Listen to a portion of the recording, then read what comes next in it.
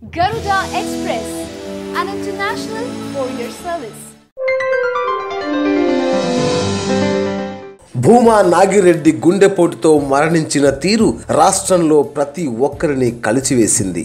ఆయనకు పరిచయస్తులంతా వెళ్లి తుది వీడ్కోలు పలికారు. ఏపీ సీఎం చంద్రబాబు నాయుడు, లోకేష్ తో పాటు మంత్రులు, ఎమ్మెల్యేలు పెద్ద ఎత్తున ఆళ్లగడ్డకు చేరుకొని శ్రద్ధాంజలి ఘటించారు. కానీ వైసీపీ అధినేత జగన్ మాత్రం భూమాకు నివాళులర్పించడానికి వెళ్లలేదు. దీనిపైన రాజకీయ వర్గాల్లో చర్చ జరుగుతోంది. నిజానికి భూమా కుటుంబానికి టీడీపీకి ఎంత అనుబంధం ఉందో వైసీపీతో కూడా అంతే అనుబంధం ఉంది. కష్టకాలంలో జగన్ కు భూమా నాగిరెడ్డి, శోభా నాగిరెడ్డి అండగా నిలబడ్డారు. ప్రజారాజ్యం నుంచి అధికార కాంగ్రెస్ లోకి వెళ్లకుండా నేరుగా వీరు జగన్ కు మద్దతునిచ్చారు. వైఎస్ఆర్సీపీ ఏర్పాటులో కూడా భూమా దంపతులది కీలక పాత్ర. జగన్ను వేధిస్తున్నారంటూ ఈ ఇద్దరు తమ వాదన బలంగా వినిపించారు. కర్నూలు జిల్లాలో వైసీపీ బలపడటం కోసం వీరెంతో కష్టపడ్డారు. పార్టీ తరఫున నంద్యాల నుంచి భూమా, ఆళ్లగడ్డ నుంచి శోభా నాగిరెడ్డి బరిలోకి దిగారు.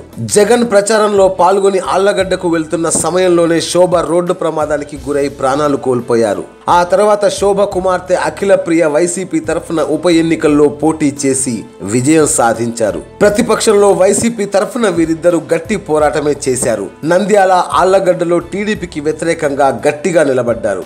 ఈ పరిస్థితుల్లోనే భూమా పైన రౌడీ షీట్ ఓపెన్ అయింది. ఎస్సీ, ఎస్టీ అట్రాసిటీ కేసులు నమోదు కావడంతో జైలుకు వెళ్లాల్సి వచ్చింది. ఒకవైపు భార్య మరణం, మరోవైపు ప్రభుత్వంతో పోరాటం ఆయన వల్ల కాలేదు. దీంతో భూమా నాగిరెడ్డి రాజీ పడి తెలుగుదేశంలో చేరారు. జగన్తో స్పష్టంగా మాట్లాడిన తరువాతే ఆయన పసుపు కండువా కప్పుకున్నట్టు చెబుతున్నారు. తన ఆరోగ్యం బాగా లేదని, తాను సర్కార్తో ఫైట్ చేయలేదని కూడా జగన్కు వివరించారట. అయితే భూమా పార్టీ వీడడం జగన్కు ఇష్టం లేకపోయినప్పటికీ మీ ఇష్టమని చెప్పారట. ఆ తరువాత వైసీపీ పైన భూమాను టీడీపీ ప్రయోగించే ప్రయత్నం కూడా చేసింది. జగన్ మీద పలుమార్లు ఆయన విరుచుకుపడ్డారు కూడా. అయితే ఇద్దరి మధ్య సంబంధాలు మాత్రం అంతగా చెడిపోలేదు. దీనికి తోడు జగన్, భూమా కుటుంబాల మధ్య బంధుత్వం కూడా ఉంది. భూమా కుమార్తె అఖిల ప్రియ జగన్ మేనమామ రవీందర్ రెడ్డి కుమారుడిని వివాహం చేసుకుంది. అయితే కొద్ది కాలంలోనే వీరిద్దరి మధ్య విభేదాల కారణంగా విడిపోయారు.